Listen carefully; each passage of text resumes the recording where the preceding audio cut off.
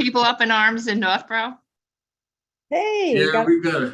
There we go. I think we're ready almost, but yeah, we have a 12-foot water line, 100 feet deep, and if we break the water line, nobody in Chicago gets fresh water.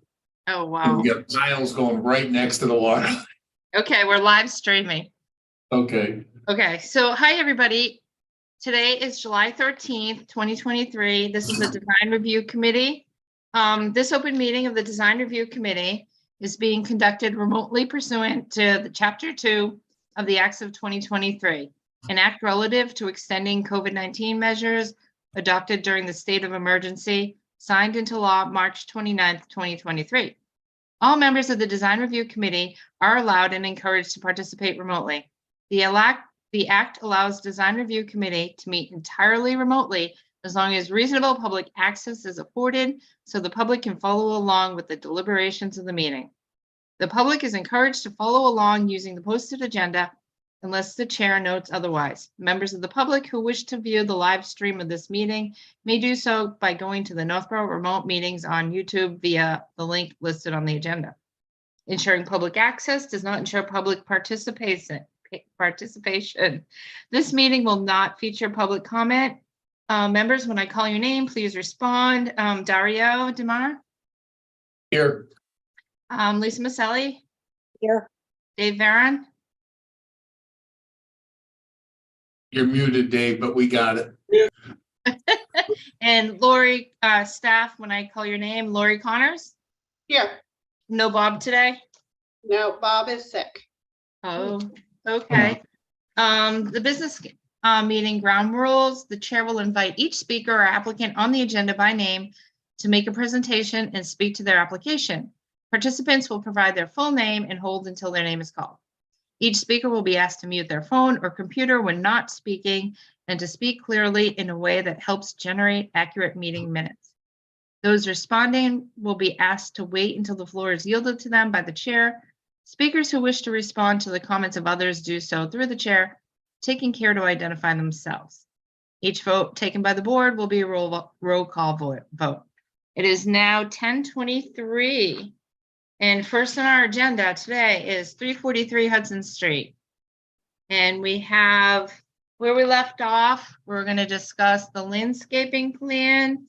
And then I'd like to go through the letter from the town planning director. So George, I don't know if you want to kick it off or have Dave go through his landscaping. I think we should go right to Dave and let him just explain what he's got. That's the most important part of this meeting. Okay. Dave, do you want to share the landscaping plan or you want me to pull it up if I can? Why don't you pull that up, and then on this one, I have to recuse myself because I designed this plan on that. Oh, So I'll work as far as I'll explain the plan to you guys as far as these guys, and then you guys can comment or whatever for that. okay. Lori, it says the host disabled participant screen sharing. I couldn't share it. Do you want to share it? The landscape plan? You can do it, Lori, if you want, or if you enable it, then I can.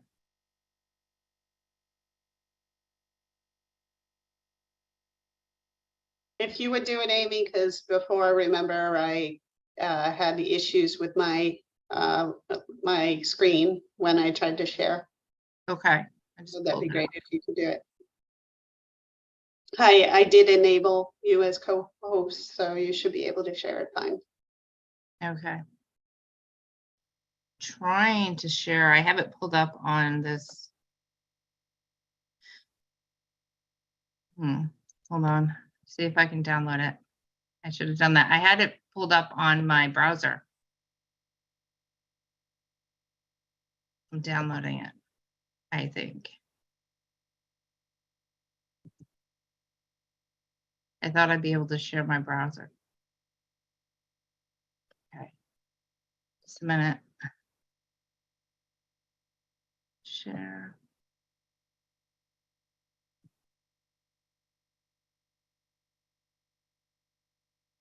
Can everybody see that? Can you guys see it? Yes. Okay, Make it a little bit Oh. smaller, then, make it smaller? a little bit, so you can get the whole lot. Okay. Also said there are 2 people in the waiting room. I just get a message. Like that? Yeah, for discussion purposes, because it's important on the, to kind of. Ooh. Okay, making everybody dizzy. Oh, no. Sorry. Oh, yeah.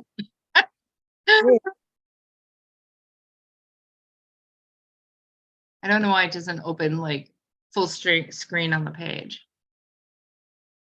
Maybe I can that way and then make it smaller. Oh, never mind. All right, that's what we got, I guess. Oh. Is There you that go. good? Yeah, because you're getting a little of the upper tree there. Lawn. Yeah, like that. Wow. Okay, So we can do it, we can start there and then we can zoom in piece by piece, about the easiest way. sure. Um, You're kind of quiet, Dave. I don't know if there's any way to get louder. But I mean, I can hear you. Can everybody hear him? He changed. And now it seems hard, it was hard to hear that last one.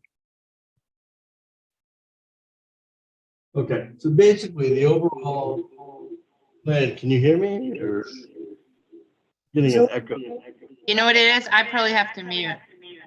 Because I have it open, but I can't see myself. We're like a comedy of errors here. Mm.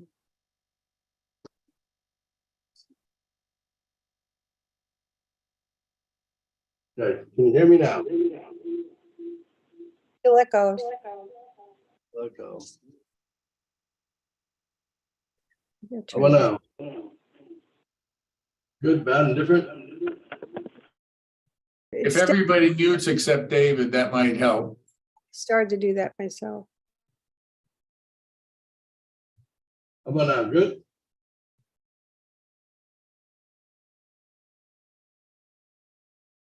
Yes, that was good, Dave.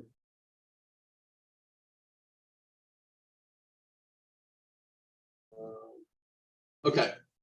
Basically, the overall plan here is to allow, the most important thing is to allow view from coming out, when you're coming out of the car, in a car out of this driveway, because the curve that this house on is pretty brutal. From all directions, right, left, and even coming across the street.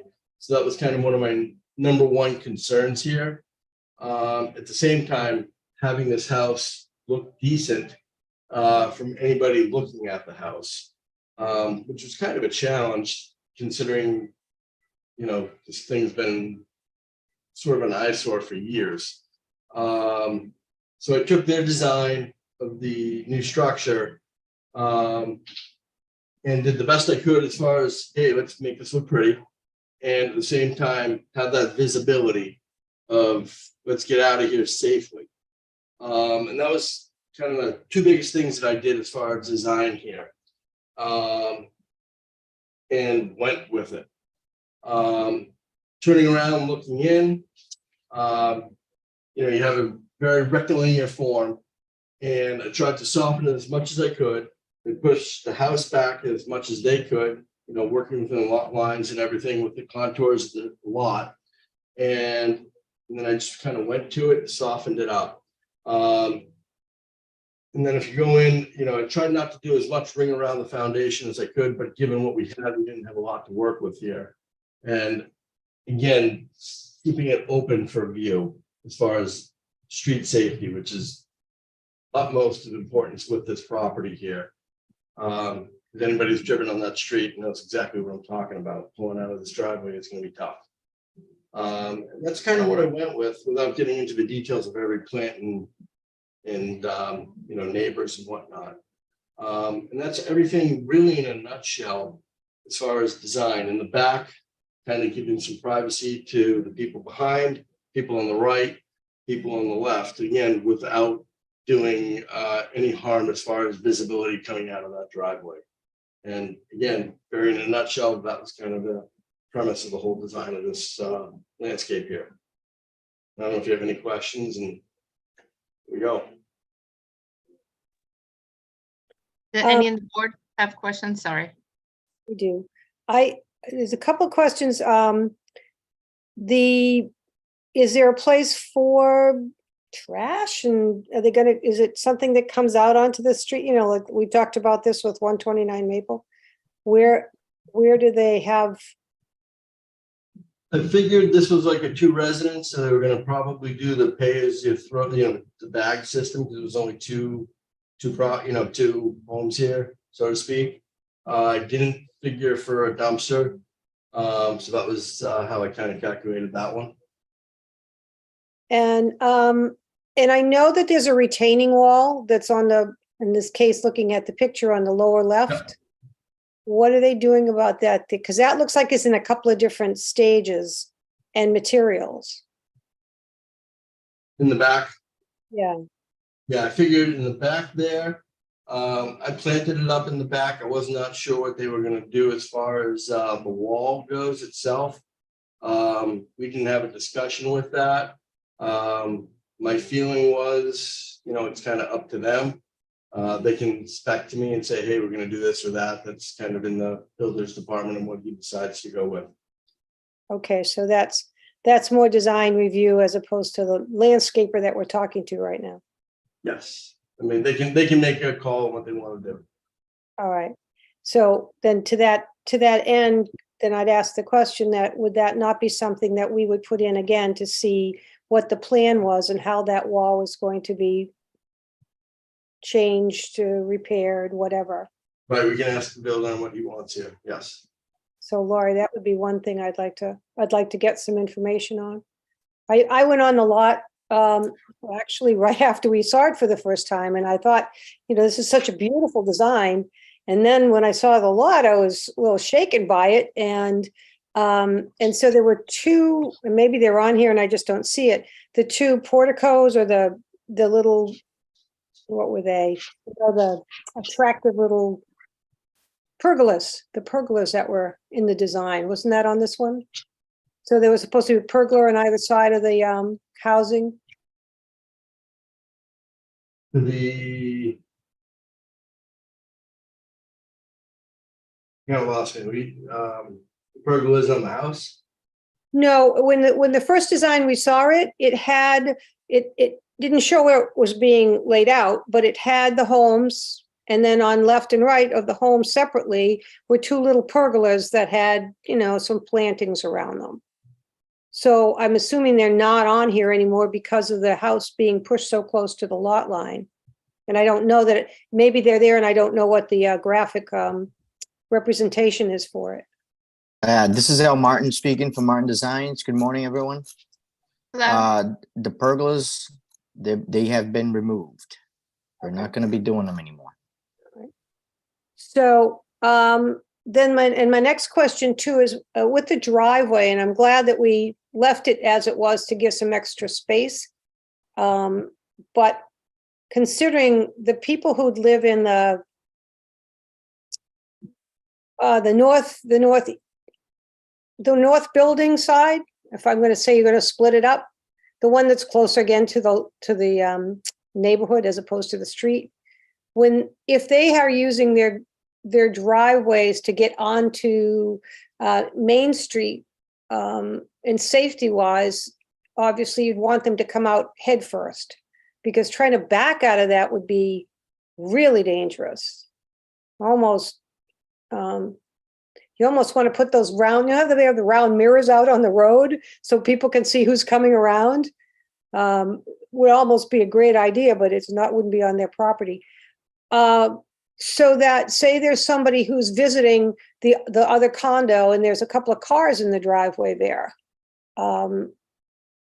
Is there enough room for the head-on person to come in, and then if he's got somebody else in that little driveway area, although I suppose, what is it, two cars in the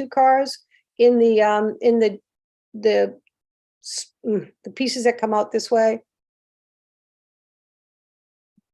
In the bump, You know what I'm talking about? Yes. these Yeah, bump outs? those two areas. Does that have space for two cars each? I would imagine, right?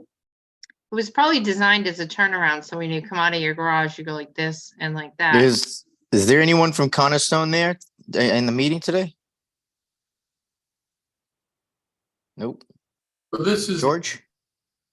yeah, from what I see, these guys, with the driveway and where they're entering the street, you couldn't do much more. They went as tight to the property line as they could. You've got 2 cars in each garage. You have backups for them to turn around. And I don't think you can make anything bulletproof. I think they care about their lives more than we may. So this is designed for them to leave head on. Because even in both cases, you back up, and if you have 10 people there and there's a big party, well, that's such an exception to the rule. But if I was the guy pulling in, I would back in so that when I pulled out, I would back park in if you're going to have a bunch of people, and they could say, hey, back in, because it's possible to back out. But it's designed 100% with the turnarounds to pull out Yeah. straight. Yeah, It no, was very well designed, but given Yeah. the tightness and the location, If I may interrupt, I'm no driveway expert, but this driveway, as soon as you drive in, it's wide enough for 4 cars. Okay, and then from what I remember, the last couple meetings that we had, I think it was the second to last, not the last one. They Cornerstone specifically had added these bump outs for when you come in, you can do almost like a 3-point turn. So you can actually turn around. But to kind of, add to what Lisa was mentioning, I mean, once these are either rented or sold, there's nothing we can do, because I mean, we can't tell people how to park. They're going to do what they're going to do. I mean, as I think that as long as we leave them the amount of space to turn around, to back in or come in head on. But I mean, once it's out of our hands, there's no way we can ensure what they're gonna do. You know what I mean? It's just like when you handle a license to somebody on the street, we don't know what they're gonna do. well, that's not the concern as much as, for me, you have now today, when you have 2 different families living next to each other, people sometimes aren't as conscientious about being good neighbors. They seem to take on, this is my area, and that's what I'm just trying to give them, as much safety as possible. And right, once it's sold, it's sold. That's a totally understood piece. So can you make the cutout or come in a little bit more? See that you've got a pretty good lawn area in the lower condo, that you could maybe bring that out to be a little bit bigger. I mean, it's 4 coming in, but you have to look at, somebody's in one living and they have visiting teenagers, got a friend or whatever. You're going to have to move around a little bit. Yeah. That'd be a good question for Cornerstone, Lisa. But I'm pretty sure that we're also getting to the problem of lot coverage. I think that as far as the driveway goes, they used the maximum amount of coverage available. Obviously, if we can extend, we're more than happy to do so.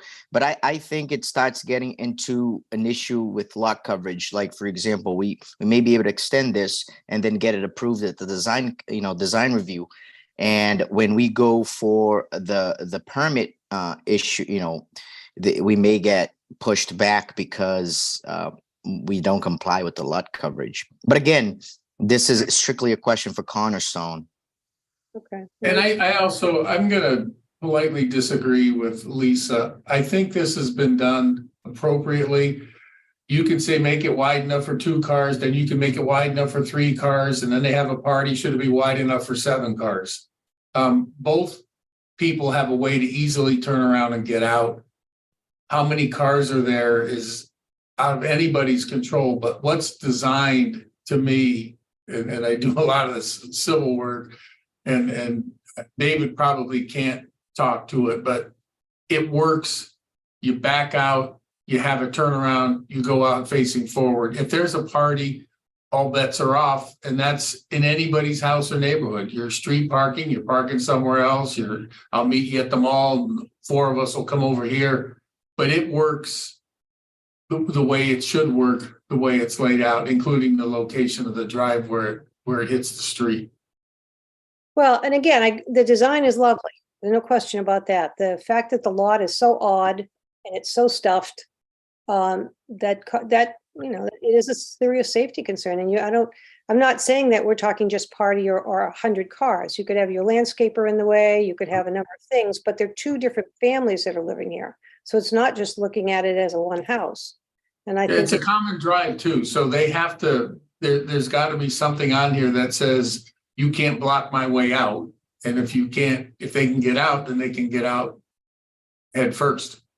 so. Is that part of the conditions of this? Because I think that's great. I mean, that would be at least something to give them a little safety, moral safety. Because I have seen people living in 2 different houses now together that don't get along with each other. Gotta remember that we gotta please everyone. It's not just you. You gotta please the design community. You gotta please the planning board. You gotta please the building inspector. There's too much people to please, so someone gotta work out things out. It's not just you. There's a bunch of people that gotta please.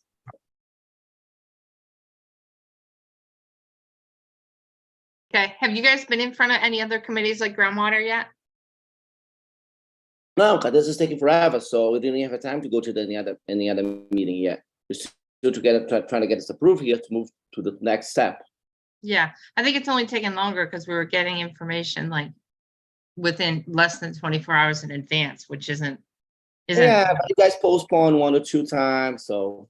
I wouldn't say that because we didn't. We bumped you off last Last time time. was postponed for some reason. Yeah, because you guys didn't get us the Doesn't matter information. who fault is. We just want to try to get approved. I don't think you guys like what you guys have there now. We're trying to make something better for the town to get a better look. If you guys want to keep going with this, we can leave whatever's there now, which is really bad for the town. Does anybody have any more questions about landscaping for Dave?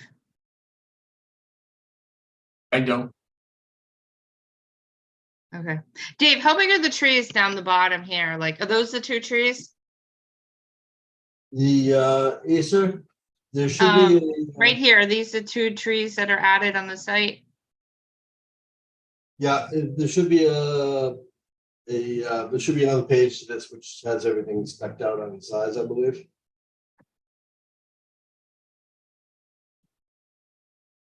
I think it's a second page, so I hate to close this. I'll have to pull it up. I could try.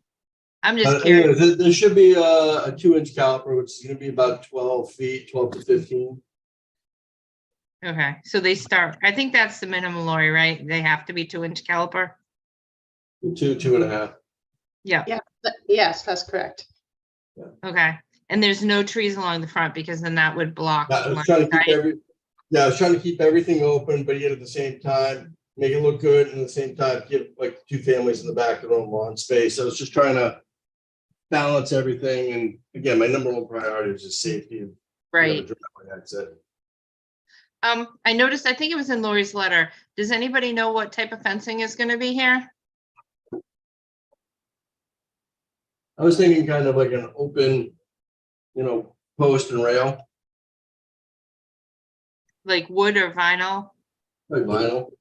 But you want to do it, I just had it in my head, but Yep. yeah, What totally. about the applicant? What are you thinking? Wood or vinyl? Vinyl, Okay, 6 feet or, standard 6 feet. okay. And then we probably have to stop it right before the end of the driveway to keep line of sight. Yeah, it slopes down at the end. Okay, I just can't tell, like, definitely want to make sure we leave room for line of sight so the fence isn't blocking the view. Yes. Okay. Lori, do you have any questions? Landscaping questions? No landscaping questions, no. Okay, so before I close this, Lisa had mentioned something about the retaining wall. Lori, do you know, is that something that is worked out with us or with the special permit granting? Well, it's definitely something that should be submitted and clarified as part of the special permit and variance application. But mostly, the planning board is the one that would ultimately approve that. So in the details, Yep, you should have the design of the retaining wall as well as a detail of the fence. okay. I'm just writing this down. All right. And then Dave, the way you have it drawn now, there are trees behind a retaining wall, but the retaining wall is up for debate. And these are Yeah. like arborvitae's? I think that's what Probably. we expect out, yes. Yep, Yeah, yep. okay. Anyone else have any questions? All right, I did see that we got a lighting plan this morning, but it was right before the meeting, so I haven't had a chance to open it. Did you have a chance to look at it, Lori, at all? I did notice that the lighting isn't quite what had originally been submitted on the lighting plan. So there was only one light that was submitted. It's the outdoor wall light. It looks kind of modern. Okay. So there's only one. Should I try to pull up the plans? I think they're still in the email because it came in so late. Should I try to open up the lighting plan? We're gonna talk about it, I suppose. Okay. I didn't have time this morning, Seen it. so I've got to try to open it. Okay, here's the lighting plan.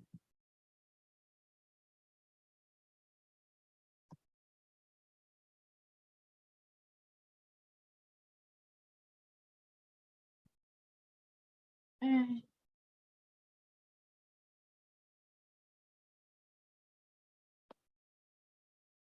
Vito is joining the meeting, the engineer. Okay.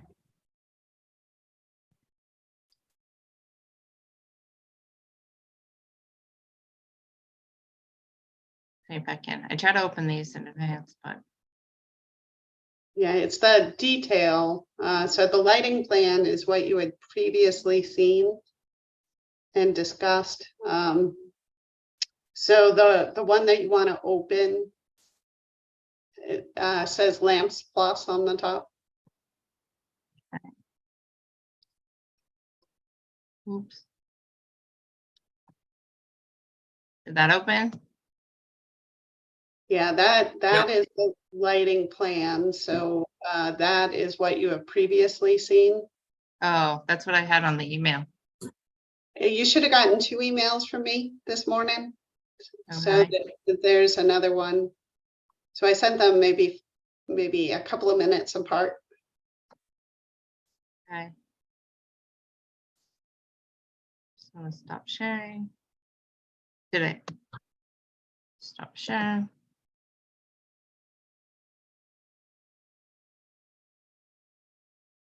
Was it a scan? It was, says Okay. lamps plus.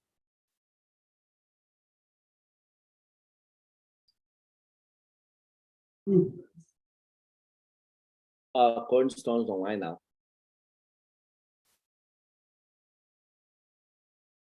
I'm sorry, what was that?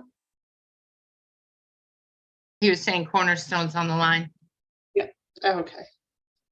Yep, Okay. that's it. Can everybody see that?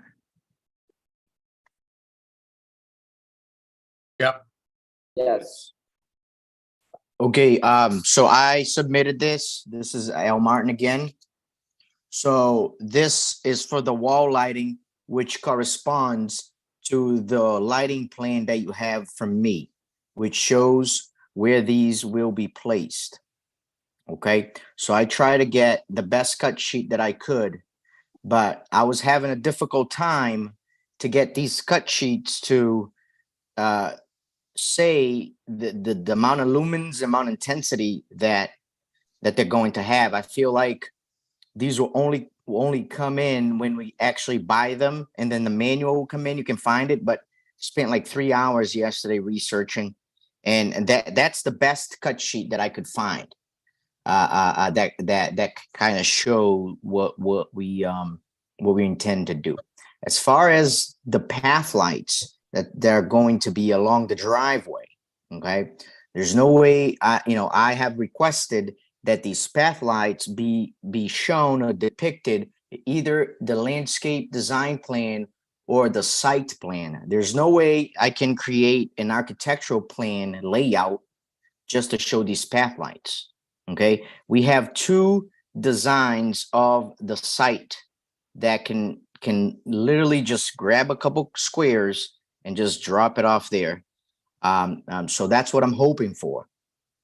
That way we can come up with a pathway lighting design to fulfill the requirements from the design review committee. So I'm hoping that either Dave or whoever's from Cornerstone is in here today can assist me with that, so we can get through this hurdle.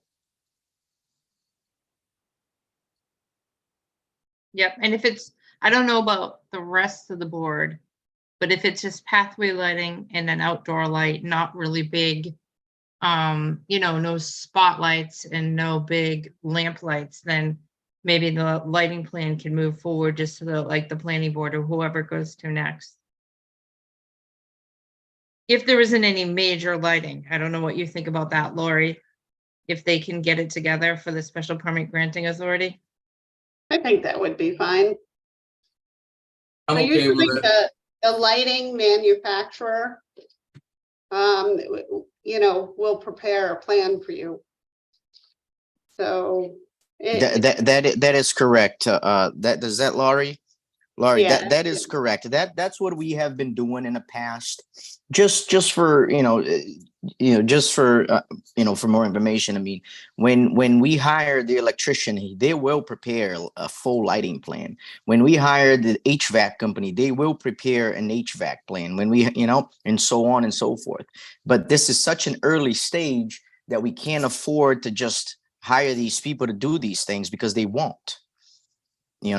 But at some point towards the building, once the building permit is issued, then all these plans will start coming in, because at that point we will have contracts with these subcontractors.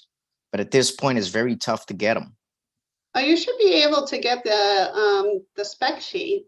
Usually those are available on the website. Yeah, well, that's the one I got, I was able to get yesterday, but I'm having, at least to myself, was having a lot of difficulties. For example, when I went to the dark, what was it? The dark compliant website, what they wanted us to do, they want us to do this whole sign up thing for an event so they could actually get us signed in order to obtain some of this information, which is ridiculous. They're just going to flood us with emails after the fact. But this is the problem that we're having. Well, you are going to have to get this information for the planning board. The Correct. building inspector doesn't, that's going to be too late. So you can't wait until the building permit stage to get this information. You could probably, if the design review committee is okay with just this and just deferring it to the planning board, then that's fine. But when you're submitting to the planning board, I'm going to be looking for that information. Okay. Well, what we're really hoping for, Laurie, is to get to a certain extent with the design review committee, that they say, hey, we'll let you guys move on to the next phase with the planning board, but quote unquote, as soon as you got all this information, come back to us. So that way we can kind of move parallel with each other. We need to be able to move forward. We can't get stuck. So you don't need to have design review approval before you file an application with, you should go to the ZBA first. Because if you're not able to get the dimensional variances, then you can't proceed with the project. Yeah. Okay. So the next phase is ZBA, and you can file with them at any time. You don't need design review approval before you apply. It's helpful for you to, certainly have a letter that goes to ZBA before they render a decision. But from the date that you submit an application to the date of the public hearing is about 3 weeks anyway, minimum. So they only meet once a month. So don't think that you're being held up because you aren't. Okay. But And they could also do groundwater, right, at the same time as design review. Correct. So you could already start that part too. sounds great. Yeah, so if you don't get the relief you're seeking from ZBA, then you will not file with the planning board, because the planning board cannot approve a project with the zoning violation. So that is why you should go first to ZBA. George, Okay. And groundwater, of course. George, Judge Pember? yeah, because when we first met at the town, you guys mentioned that to go first on design committee before doing anything. So I'm confused. You can start the process. We always recommend that you start the process with design review. But you can also file simultaneously with the permitting authority. So, it is taking you a while to get through design review. The ZBA will be looking for the letter from design review, but it is something that you can do simultaneous. And the same is true with groundwater. All right, George. So they won't render a decision until they have the letter from design review and the letter from groundwater, typically. George, if I'm not mistaken, that's what Lori mentioned in the beginning, for us to get the design committee approved first, then move over to different steps. But if we knew that from the beginning, I wouldn't be wasting our time here with design committee first. When you first came to design review, it was really like, can I get in last minute? It was the night before. Can we just run your design past you and then we'll come back next month?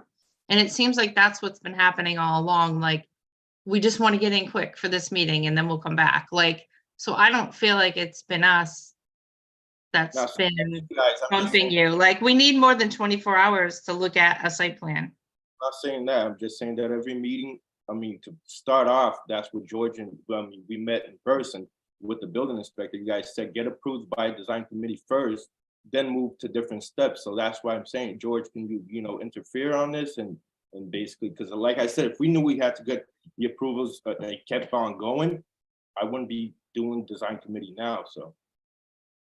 Well, like you said, Basically, the what's permit- happened, so that we can draw this to a conclusion. We did not file with the ZBA because this is such a unique property that we knew we were gonna have tied several meetings, probably some change in plans. And it wouldn't make any sense to go to the ZBA and then say, oh, by the way, guys, we've changed our plans all around. So you got a brand new plan here. So that's why we wanted to get through design review first. After this meeting, assuming that the design review finally grants their approval, then we will file immediately with the ZBA. We'll probably file that early next week. Then we'll start, really charge forward at that point. I think that's what, that's what's the first step that you guys mentioned. Get the design meeting first approved, because, we're tweaking the design back and forth to meet your requirements. So I'm thinking that's what it is. So, we're held up because of the design committee. Well, like I said, the permitting authority will not typically render a decision without having a letter from design review and from groundwater. So they just hold open. I'm sorry, let me just finish. So they just hold open the public hearing for however long it takes to get the letter from groundwater and from design review. So it's wise for you to have started the process with design review first. But I'm just telling you, you keep saying you're holding me up, you're holding me up. But really not, because you're not prohibited from filing with ZBA because you don't yet have your letter. I'm just kind of trying to clarify that for you. Lori, So, you should think the same sentence. First, you said we need the letter for the design review to file the ZBA. So then I you did said. not say file that. the- I did not say that. Nope. That's, Can I Nope. finish? Excuse me, no, I'm the chair here. Can you let the planner finish? She actually said that you need the letter to get approval, that you can start at the same time. She didn't say you needed the letter from design review to start the process. Well, You but can- we need the letter eventually when we go in front of the ZBA. So that means you need to go through the process to get it approved with you guys so we can have the letter. So either way, it doesn't, okay, just let's try to see if we can get this thing done and move to the next step. Right. And how many more meetings we need to go in front of to get, trying to get approved. Yeah, and the letter that you guys are saying, is it approved? What else you guys need? You know, I think everybody's on board here to actually move forward, so. Okay. So now we've gone through the landscape plan. The lighting plan's not done, but you're gonna get it in time to bring to the ZBA or the planning board. And the next step is, I actually wanted to go through Lori's letter. There were a couple things in the letter. That way you have everything you need when you move forward or what you need for us. So I'm gonna stop sharing the light. Do we have any other comments about this light spec sheet that I have up? Says it's dark sky compliant, which is good. Oh, looks fine. Okay. And just to round up, we also had the house specs up at one point. I can bring them up again. Did we get all the materials? You have them all on what type of materials you're using? Are those all listed? It's been so long since you were here. Was it, I just want to ask one quick question. Was it vinyl? Was it cedar? So what was that? The materials on the house. We had gone through it before. I just have a quick question. Okay, It's all gonna Al be Martin is listed? here. Yep, So I put up so last time, I did my presentation, I put up a presentation sheet. yep, Let me bring it up here because I'm pretty sure the exact, what we're gonna use is there, but I just want to Okay. get you the right information. Give me a Great. second. I just want to double Oh, check. We had the exact let me materials. see. The very first meeting we saw was just like, Yeah, they were pretty, it was a good one, so, here, a second. They're right in front of me. So the siding, deep ocean blue, hardy plank, 5/16 by 6 1/4 siding. And then we're gonna use some Arctic white hardy board and batten, 6 inches wide, the verticals on the gables. mhm, So we can bring a modern look to the much needed town of Northborough. okay, and there's decks on the back and no pergola. No pergola because of the site. Yep, that's fine. But you, in the drawing, you had decks on the back. Those will be there. Yes. So if the deck cannot be there, we would explore the option of a patio. Okay, So I think at that point, it'd be either planning board or building department decision. I'm pretty sure we have the land or the setbacks for the deck. okay, so those are things that still have to go in front of the town. Yes. What they're doing, is that has to do with So- the retaining wall? Maybe Vito can say a little bit about that. Do you think the retaining wall has anything to do with the rear deck, Vito? I didn't think so, but No, I don't think so. That Yeah. retaining wall, the existing wall in the back, Yep, yeah, I don't think it gets conflicted with the decks. okay, but we're not sure if we have the space he just mentioned for a deck or a patio. Is it just choice by them, or is there actually a setback issue or a groundwater issue? If there's anything that has to get mitigated for groundwater, we just have to increase the size or something about dry wells, we could take care of that during any kind of final design. But as far as I don't think there's any setback issues there unless they're going to build it way out, excessively. I didn't But think so either. Yeah. So I don't see any real issues with either of those. Okay, so in your view, Vito, because you're the site plan person, the site plans that we have right now, and depending on groundwater, but they're pretty much what's going to go forward. Right. Yeah, pretty much. There might be some minor tweaks or final design items, but that layout and everything, that's it right now. Okay. Unless there's any other comments that come out of, this meeting or anything. I have one. Yep. Amy, Yep. I wanted to talk about that retaining wall, not in its distance between that and the deck, but what the materials are and what it's going to look like. We don't have anything there that shows. That's part of the design of the lot. That hasn't been thought through as far as the materials for the wall yet. Assuming it's going to be some kind of a block wall, those precast or prefab modular blocks. That's a typical wall that gets installed there. How tall is it, Vito? I don't have it in front of me. I think it was about 4 feet or so. Okay. It wasn't, it isn't like a 8-foot wall or anything like that. Yep. You can always use block walls, 4 feet. Block wall.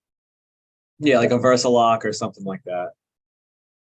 Is it, they'll need that on some paper to be able to say, yes, this is what it's going to look like before we can. All right. Get you a picture of the blocks. So is that something that we can put in the memo that will be sent to the SPGA too? That retaining wall design needs to be verified?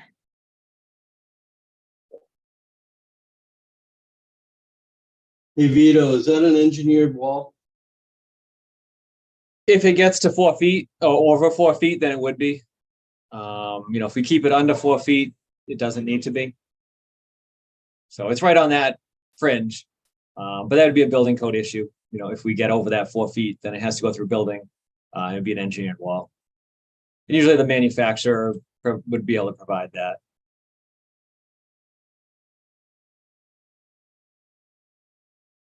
Okay. I'm going to look to see if I can bring up your review letter, Lori.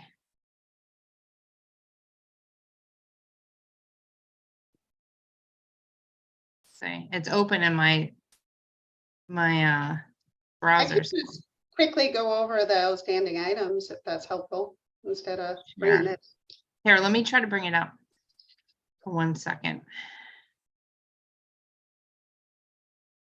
I think I have it. I think I just have to change what's in my browser to show that.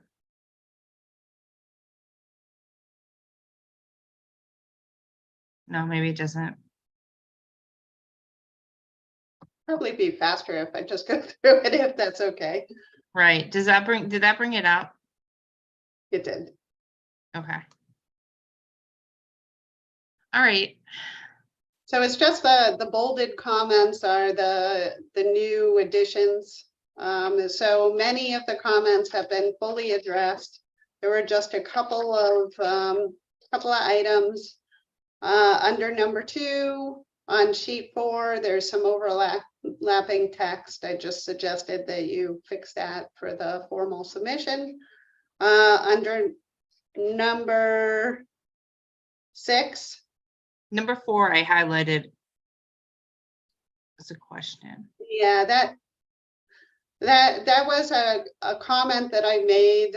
Just my own personal preference is that they provide some landscaping for the driveway, but I think we went over that at the last minute meeting, and you folks didn't think that that was necessary. So I was just saying that I have no more comments on that.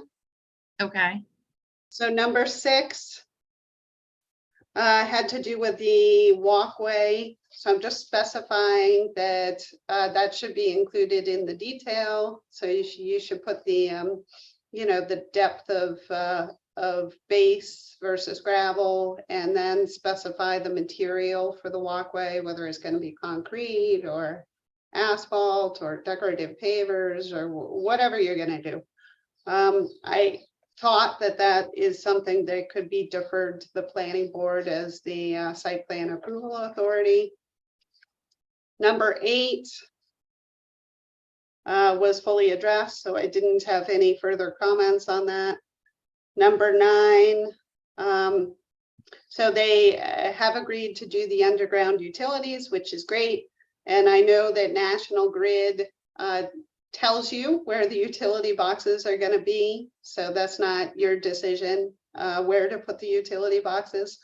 But I just suggested a recommendation from design review or condition of approval for the planning board that the utility boxes should be screened from view using plantings. Let's see.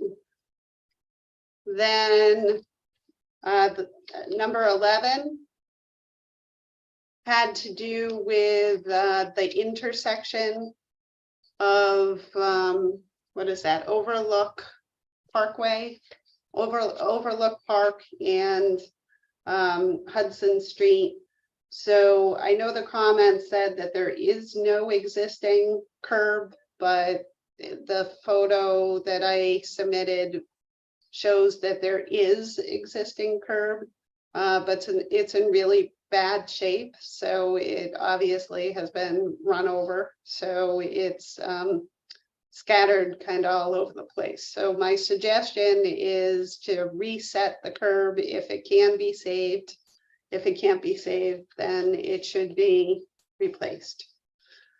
Ask for a detail of the privacy fence. We already went over that.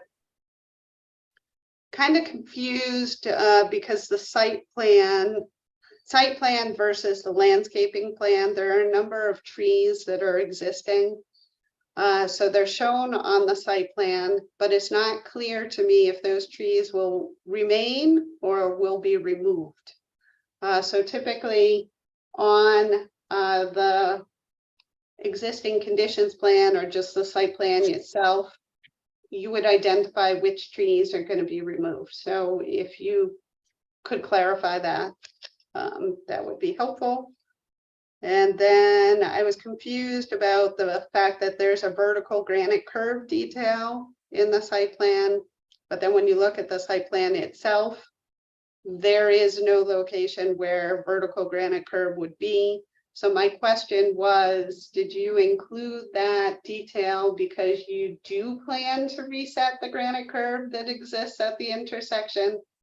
Vito, what's your thought? Just for as far as the curbing goes, we do whatever the town wants in that spot. The picture that you had, that was maybe a 12-year-old picture. The curb since then is really, it's not really much there anymore. And I think it's precast concrete, and I think it was just it looks almost like wheel stops. It's not really curbing per se. And it was for that landscaping island that used to have a flagpole in it and stuff. But we can do whatever there, and we just had the detail on there. I think we were gonna put the curb on, and then we ended up not. So if we do include granite curb, we'll keep the detail. If we don't, we'll take the detail off. But we'll do whatever is asked for to close up that existing driveway and reconstruct that rounding right there. Okay, fair enough. Thank you. Okay. So for the memo, the comments that we're going to mention, and this is just brief, Lori probably has more, is to review, the site special permit granting authority will review Lori's letter anyways, and she'll update it with any changes. So that'll be good. But we also need, and that's in our letter, we need the lighting plan to go to this special permit granting authority. We need more details on the retaining wall.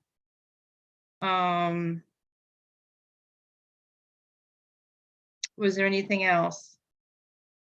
other than whatever's left on Lori's letter. Retaining wall and the lighting. The fence as well, Oh, and the Yeah. fence. Yep, And, and the walkway. and the walkway. and the fence detail, we called it a privacy fence first, but then a rail and post isn't a privacy fence. Right? Right, some more fence details. And if the well, he said a vinyl fence, 6 feet. So as the I'll provide a applicant, cut sheet. I'll provide a cut sheet of the fence that we're using. We're gonna do 6 feet just in case, 8 feet is gonna be too high, especially Yep. when you're coming off the curb. I'll So I'll is it provide a gonna cut sheet be- on that. is it gonna be a solid fence? Solid fence, I'll provide a cut sheet, then we can, Okay. take a look All at right. it, okay? Yep, Thanks. thank you. Yep. And so the memo, Lori, if the rest of the design review agrees, we'll take a vote. Will be just like the 78 West Main Street memo, how it's written, the design review met on these dates, reviewed these sheets, and it suggests the following comments and recommendations should the special permit granting authority approve the project. Because like we just talked about with you guys, the applicant, that we are an advisory just about the design of the building, the landscaping. We do not say yes or no on whether we think they should approve the frontage or the lack of lot size, just to let you know. Just because you get our memo, it doesn't agree with those things. That's up to the special permit granting authority. So I just want to ask the design review committee if you agree that we should go forward with a memo to the special permit granting authority stating what I just said, that we met on these dates, reviewed these sheets, and we have the comments and recommendations that Lori just mentioned. How does everybody feel about that? Do they feel I'm we have- fine. okay enough There to we go go. forward? Okay, Dave, are you okay pushing it forward? He recused himself, so. Oh, that's right, sorry. How about you, Lisa? Well, I have my reservations, not having a lot of stuff in front of us and having it late, not having it all together. It's hard to decide what everything is. The lighting on the building looks different, the building, this, one thing's taken off, another thing's put on. It makes it very difficult in the end because if it isn't specific, then you get a totally different look and it's like, well, these are the things we had to work with, and so we went forward with it. Like I said, I have my reservations, but to make it simple, today's meeting, you can make a memo. Okay, thank you. I agree with you. A lot of things came in last minute and then there were changes made. So it's hard to know what we have going forward, but it sounds like you're going to get a lot of details to bring forward to the special permit granting authority, which I am on. So I'll be able to know what's missing and what's not missing. And so I'll keep an eye out. So with that, I'm okay with it going forward because I know I'm going to keep my eye on it and make sure we get all those details. Okay, should I take a vote or is that good enough? Yes, All right. please. All right, I'll take the vote that the design review committee forwards the memo. How I just stated it to Lori, she'll forward a memo to the special permit granting authority with our recommendations and comments. So moved. Thank you. So Lisa approved and Dario, do you Yes. second? Okay, I second. roll call vote, Lisa Maselli. Aye. Dario. Devon, Aye. and Amy Pertzes and I. All right, good luck. You're on to your next step. And like Lori had mentioned, you could talk to her at any time. You can start on some of these committees simultaneously. Thank you, I appreciate. Mhm. I'll see Okay. you early next week, Lori. I thank And, you all. Thanks. Bye, Thank you. everybody. Next on the agenda, I'd just like to review and approve the May 11th, 2023 minutes, if everybody had a chance to look at them. Did want to just make one comment on your revisions, Amy. Sure. There was a question that you had asked about the vegetation along Bartlett Street. And you questioned whether it was Bartlett Street, and that street is actually called Bartlett Street. So my Oh, suggestion was just to leave the language as is instead of eliminating that sentence. okay, that's so confusing to me, because when I think of Bartlett Street, I'm back down by the warehouses. Yeah, it's such a tiny, I mean, it's only a couple hundred linear feet of street in between Route 20 and East Main Street, but it is technically called Bartlett, so. Oh, so that when you cross through the lights over to like East Main Street, that's still Bartlett Street. It is, yes. Okay. My question on that is, it says treed. Is it really treed or is it just weeds? It's treed. And Is so that it, the- It is a forested area. So it is kind of more natural looking. It is not a well landscaped, well maintained area. It's kind of wild. yeah. But it's not that thick necessarily, right? Like when you talk about wooded and such, I mean, you think of a larger space, like say the area between the back of the property and East Main Street. I mean, that's clearly treed, where when I think, because I've walked that before, and it just seems like it's, because we've had this once before, actually, in my very first meeting down on next to 290, that we said, oh, you can leave the vegetation there because it's, it's filled, but then actuality, it was just weeds and it got cut and now you can see right into the property. So I was just checking on really what the density of it is, just in noting it. I just thought that kind of gave the impression it was pretty deep. The specific language is an existing wooded area on Bartlett Street will be preserved as a buffer. I personally think that that's an accurate statement to describe this wooded area. But if you want to change wooded to treed or something else, then that's fine too. Are there trees or is it scrub brush? Yeah, how about just vegetated? It's not A little brush. bit of everything as I look out my window. Oh, good. Yeah, it's definitely not brush. It's trees. Maybe vegetated does work better because that's a mix. Okay, I'll change it to vegetated. Sorry. That's okay. Can you say something to the effect of maintained or improved? Because I think there's like poison sumac and poison ivy and there's a lot of stuff there. And I'm not asking them to redo it, but just give them the option, because I think if you say maintained, it kind of means they can't touch it, I think. And I don't know, but just give them the option to make it nicer, but don't mandate it, because it is a nice buffer as it exists, but to me, it's highway plants is and trees is what it is. Excuse me, they're going to be coming back to the meeting in August. So I think right now we're just working on the meeting minutes. So Okay. I think that if you could just reserve Fair that enough. comment Yep. and share it when they come back in August, I think. That makes sense. Yeah. that is- Thank you. Okay. All right. So you'll change the word to vegetated. Do I have a motion? Does anybody else have any questions about the May 11th minutes? Do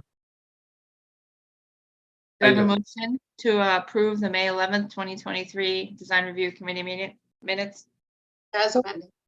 as amended? So moved. Okay. Lisa made the motion. Do I have a second? Second. Second. Okay. All in favor? Lisa Maselli, Aye. Dario Demar, Aye. and Dave Varon? Aye. And Amy Preskis and I. The minutes are approved. The June meetings minutes will be bumped.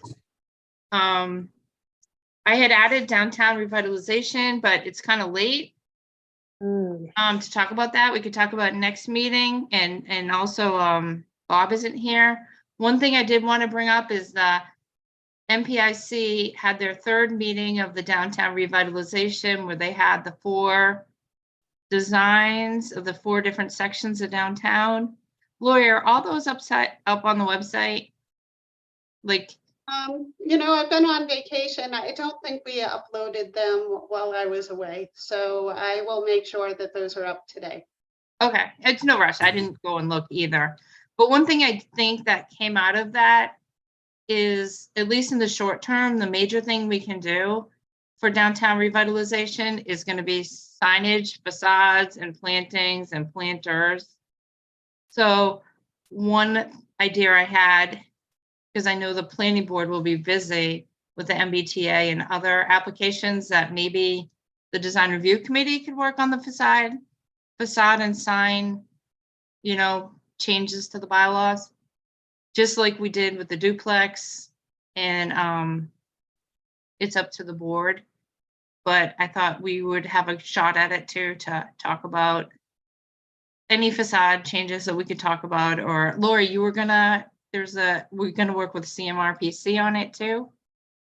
So you're talking about development of design guidelines that are specific to the downtown? Is that what you're? Yeah. Okay. Because we had talked about signs like 2 years ago, and we're told, wait till master plan is completed. And then I think it was Lisa who asked Rick Leaf at the meeting, the community meeting, what about the sign bylaw? Did the consultants come up with any suggestions about the sign bylaw? And he said, no, that's up to design review. So I was thinking, if it's up to design review, then maybe we put that on our agenda to start looking into the sign bylaw and certain changes that will help, vitalize the downtown or make it coherent and cohesive. I guess Are we cohesive. talking about changes to the bylaw itself, or are we talking about design guidelines? I think I'm talking about both. Whatever we can do as a committee to try to help the downtown move forward in the direction that people want to see. And I thought it would take a lift off of the planning board if we had time as a design review committee to sit down. I know Shrewsbury has just done it. They updated their bylaws for downtown revitalization, and I can share it with everybody. They updated their sign bylaw and it talked about awnings. And there was a picture that during the community meeting where they shared one building downtown next to the Northbrook House of Pizza, and what a big difference it made with some nice awnings and some planters. It really, really changed the whole look of that corner. So I just wanted to throw it out there. And I'm gonna, at this point, because we've had a lot of conversations back and forth, even the minutes we just approved. I think we have to do the 614 minutes too, if I'm not mistaken, but what came out during our last presentation was, and I think it applies to the ice cream shop. When we looked at it, Master Plan Implementation Committee and the town master plan and the design guidelines all really seem to be in sync. The Master Plan Implementation Committee is focusing on downtown, but they're responsible for the entire town. And then when I looked at all the design guidelines, everything there, not just downtown, but throughout the entire city, said New England-y, if you will, for a better choice of words. And every graphic example that we published, the front page of the guideline shows, here's what we like, here's what we don't like, here's what we like, here's what we don't like. Which then, now that I have that knowledge with the ice cream shop, it absolutely does not comply with anything that anybody wanted in the town in any category, whether it's master plan, DRC, and everything else. And I think pulling that together, because when I had my first review, I didn't even know what those guidelines were and how far they went. So all of a sudden I said, I like the building, but I'm not sure if it's contextual. And then having done the research, it is not contextual at all. And it wouldn't pass any of our guidelines, whether it's master plan or DRC. And I think pulling that together, because it was a right hand, left hand thing.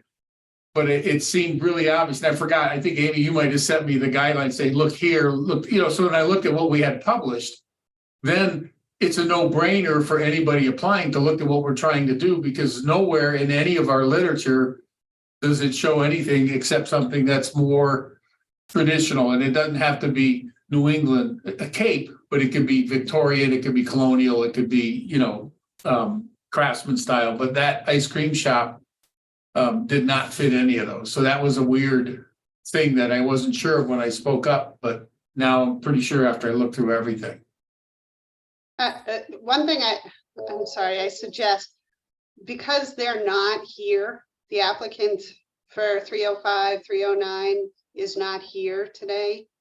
I'd really not want to go into any sort of detail about. And I agree with that, Lori, 100%. I just want, that was a simple example, but I think as a committee, I'm pointing it out as a single example, but it would apply across the board that we're in sync with this stuff. And you could take that off the entire conversation. I didn't know at the time, but that was a simple example. And I'm not saying go back and change it or whatever, but I am saying we should be consistent and understand that everything is documented very clearly that that's what this town wants. So my I don't know was my own ignorance. And now that I do know, I would have commented differently, and I will comment differently unless we change what we want as a town. And it's very clearly pointed out in all the stuff that we have documented. And that was really my bad on that one. And someone brought it up and said it wasn't quote unquote New Englandy. And then I scratched my head and didn't know. But I think as a group, we should be consistent and understand left hand, right hand. I do have a question with that though. Let's say, I'm gonna throw another curveball at us. Let's say, I'm gonna use McDonald's. Let's say McDonald's says, hey, we're gonna come in and we wanna throw McDonald's across the street from, I don't know, Dunkin' Donuts. Yep. And they wanna do the typical McDonald's, which doesn't fit anything here. How do we deal with that in this whole scheme too? It's very simple, David. If you like, I just got back from Freeport or in Maine. Yeah. Their McDonald's looks like it's very New Englandy. It's all brick. It has shutters and everything else, and the arches are subdued. McDonald's will comply with any local planning regs as long as they know them in advance. And otherwise, they don't build. So if they want the market, they will make it, brick and white shutters or whatever we want. Okay, because I've seen that like with Stop and Shop down in the Cape, like in Chatham. Exactly. Yeah. They all know the rules before they play the game. I think that's the important thing. So I don't think you're going to, it doesn't cost more to do it, but you know the style before you start. Okay. You're muted, Amy. Okay, Yeah, same yeah. thing with Dunkin' Donuts downtown. Like, it really should have followed design review, because if you look at the Dunkin' Donuts in Westboro, it looks a lot different than Dunkin' Donuts in downtown Northborough.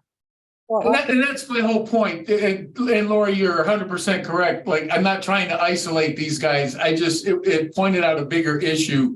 And I think if we're consistent and we understand the rules and the applicants know the rules before they play, so they don't have to go back and revise, that's really important. But it is all spelled out. And that was good that I got shown that, reminded that we do have it all spelled out. And it does apply to Dunkin' Donuts or McDonald's or anybody else. And it can, because it happens across the country that way. And I'm talking from Oregon to Maine, like, and even Westboro, you go to Wellesley, it's not going to look like a big McDonald's, and it's going to fit in with the town.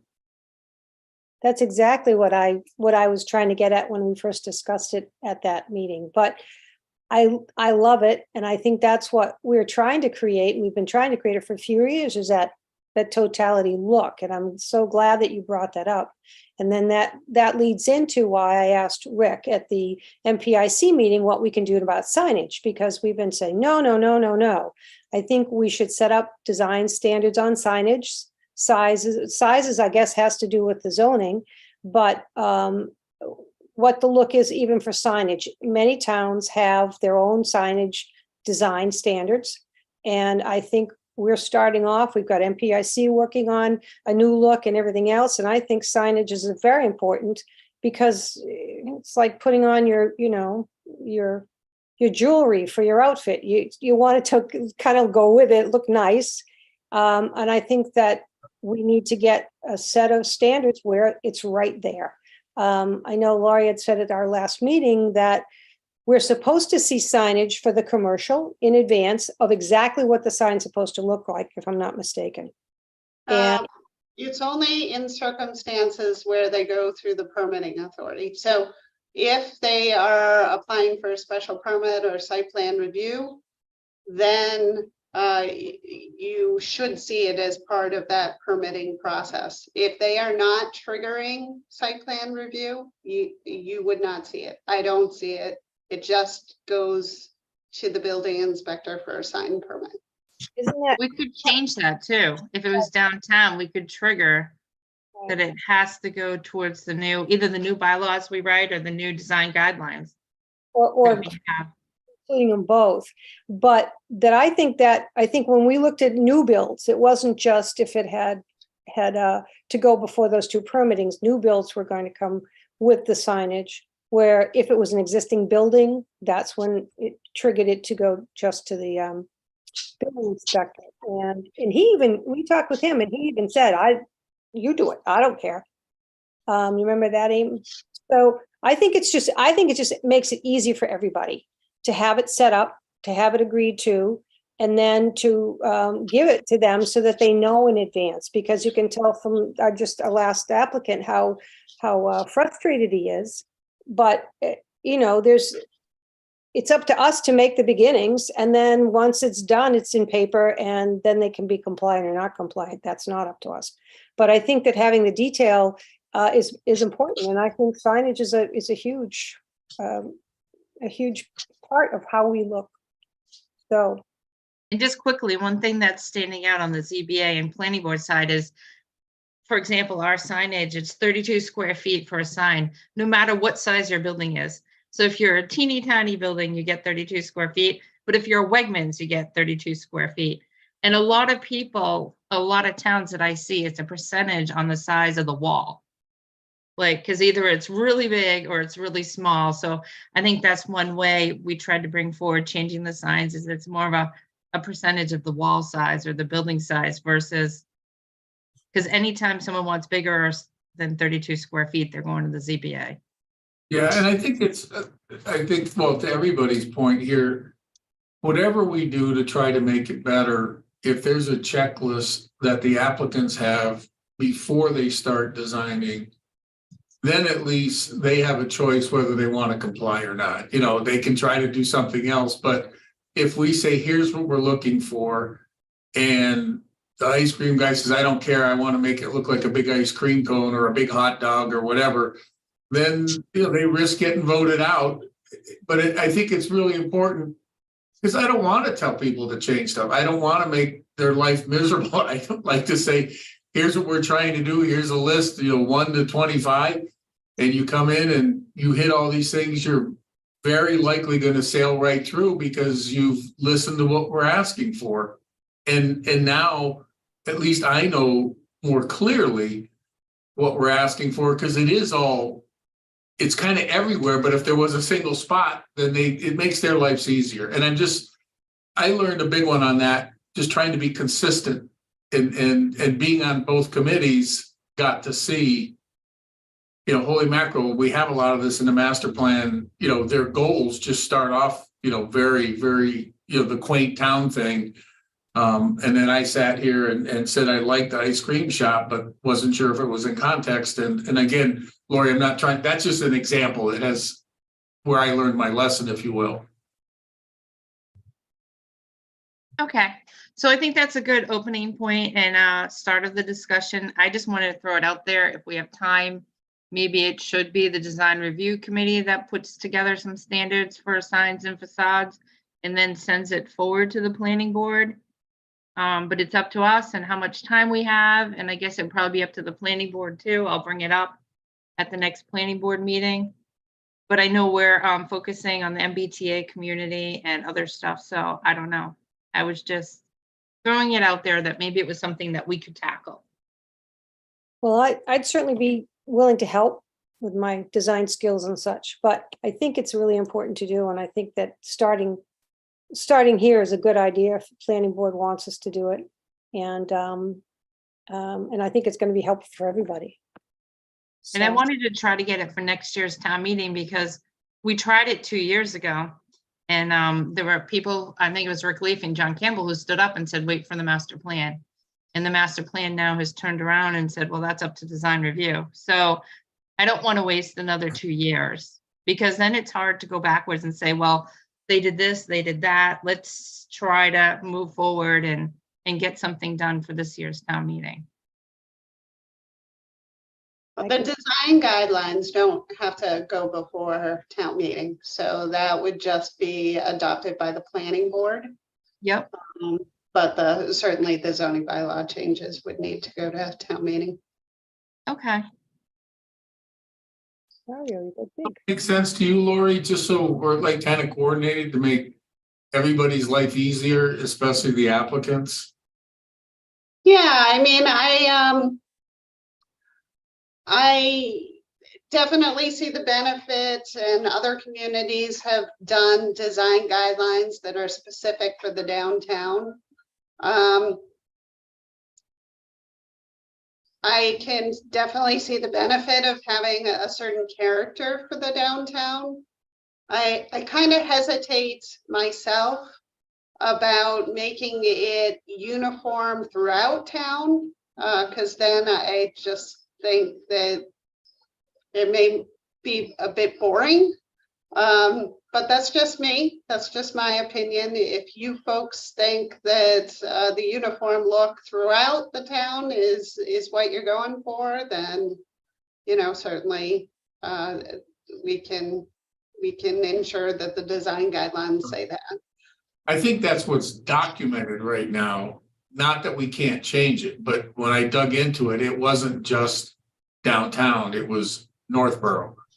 And if we decide to change it, that would be our prerogative, but as it exists today, there's no line that was ever drawn between what we recently, you know, legally, illegally, whatever, officially designed as downtown. But I think if we were going to change that, then, you know, we would have to put a real delineation on where downtown is. But right now, as everything that exists, it's the town of Northborough. There's no differentiation anywhere except the focus on what we've been tasked to do for master plan. It was just the focus, but the master plan dealt with the entire town, you know, because we were talking about walking paths and, you know, stuff where the cemetery is and, you know, the ponds. But anyway, so I think we're all on the same page, which is good. And if we discuss, should it be downtown or everywhere? I think that's on the table, but as it exists right now, it is the town. And then that's up to everybody here. It's not just my opinion for sure. I agree with that.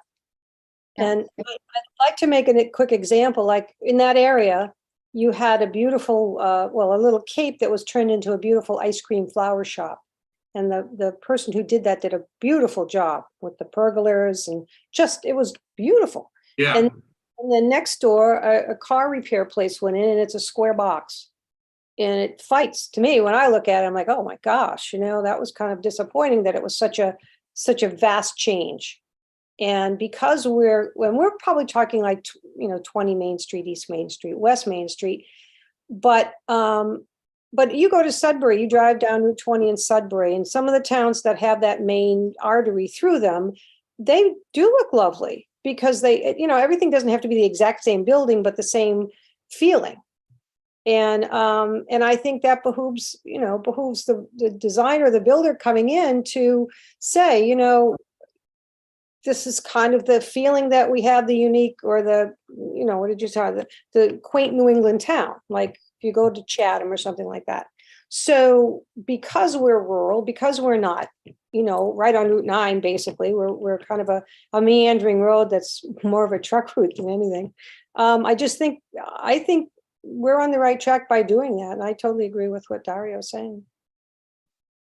Okay, I know everybody probably has to run. So that was a good start, and hopefully we have time. That's my only problem. If we go into like sign guidelines and in bylaws, I'm not sure how much, we have 2 applicants next in August, at least. Correct. Yep. That's my only concern. You know, we might have to have a second meeting a month if we're gonna do some sort of sign.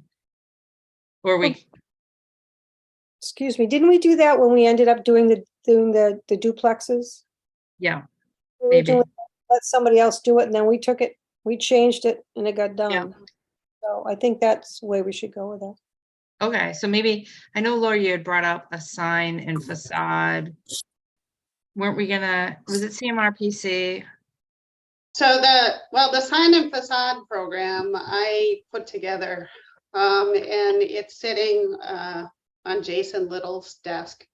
I just wanted to get his okay before I submitted it to the Board of Selectmen, because the proposal is to use ARPA funds to finance the program. And he wanted to do some research before he said to me that was, and to the Board of Selectmen, that was an appropriate use of those funds. So that's where it stands now. It's pretty much, the draft is written and good to go, and waiting for his sign off. So as soon as I get that, I did speak to him yesterday or maybe the day before about it. And he said that he would get moving on that. So I'm planning on submitting that hopefully within the next couple of weeks. So is that to hire a consultant? Nope. That is to create a sign and facade program that would finance improvements to signs and facades. So that would pay to fix people's signs and paint their buildings? So they would apply. So they would submit applications. The way I wrote it is it would be a matching program. So there is a cap on the facade program and there's a cap on the sign program. Can't remember off the top of my head. I know that the cap for the facade program is $20,000. And the cap for the sign program, I believe I kept moving that around. So I think I might have left it at $2,000. So they would have to match whatever their request is. So it'd be 50-50. So if they wanted a $4,000 sign, they would have to put up $2,000 and then the town would pay $2,000. So the same is true for, the facade program. So if they wanted to do $20,000 of improvements on the facade, they would have to pay $10,000 and then the town would pay $10,000 for the total of the $20,000. So this application would go before like a little committee. And so the committee there would be certain criteria for the approval. So who gets the money and who doesn't get the money. And there would be an opportunity for the little committee to work with the applicants to kind of get them to the point where they're eligible for the money. But the goal is to ensure that whatever the improvements that are being funded through this program are beneficial to the community, are in keeping with the architectural character of the building. So if it's an ugly design, it wouldn't receive the funding. So I'd be happy to send out to you folks what I put together, and then you folks could individually, because of course we don't want to violate open meeting law. So you could individually comment to me whether you think that there should be modifications. If you could track the changes in the text, that would be helpful. Okay, I think that'd be great. I do think the individual committee should be the design review then, because we're already, like, see how Dario is on the master plan and he's on the design review and he's read all the books. Like, to have someone start from scratch, say you pick a resident, now you're gonna have to start from scratch and make sure they've read all the design review and attended the master plan and read the master plan. Like, not that they couldn't do it, but I think if you already have a committee that's trying to pull together the design standards downtown and throughout Main Street, you'd want someone who already has their feet wet. That's You just know, my opinion. what I was envisioning is that it would be one person from design review, it would be the building inspector, and it would be myself. So it'd be a three-member committee. Mhm. And the reason why is because it's important that the building inspector is on there to ensure that what they're proposing is going to meet code. Mhm. And then, you know, of course, I thought that it would be good to have somebody from design review, of course. But I think it's important to have the combination of the staff and the residents to also, because this is a funding program, to provide the perception that this isn't a political thing, that the money is going to be allocated not in a political manner. So that was kind of my thinking. When I was looking at the other sign and facade programs that exist, it seems that generally is the way. It's usually staff that's on the committee, and there might be like a resident. See, I would picture a design review and then staff input from building inspector and you. Not that I am against anything, but it's like our town and your staff, and it's great and you work for our town, but in the past, some things have gone not the way the town wants it. And so if staff has 2 votes and one design review member has 1 vote, I don't know. I mean, I look at downtown and we had a community development plan done in 1994 or 84, and it laid out exactly what we were supposed to do. And it was way before our time. And if the staff at that time had pushed, this is what we want to do, then our downtown would look very different today. And I'm not blaming anyone, but it just falls through the crack and the applicants push. And I just really think you need the design review committee or a committee to be the one who says, and then the staff can give their input and then there can be a vote. That's the way I look at it, because I don't know. And I also think our sign bylaw needs to be updated if we're going to be approving new signs. Well, the other important consideration is that the ARPA money expires. Yep. You know, so there isn't a lot of time. So this money has to be pushed out the door really quick. Yeah, that's okay. So that's one of my concerns. If we have to wait for this committee, if it's a, you know, more of a staff, okay, the applications come in, we meet every 2 weeks. You know, we meet with the applicants during the workday to kind of go over their applications.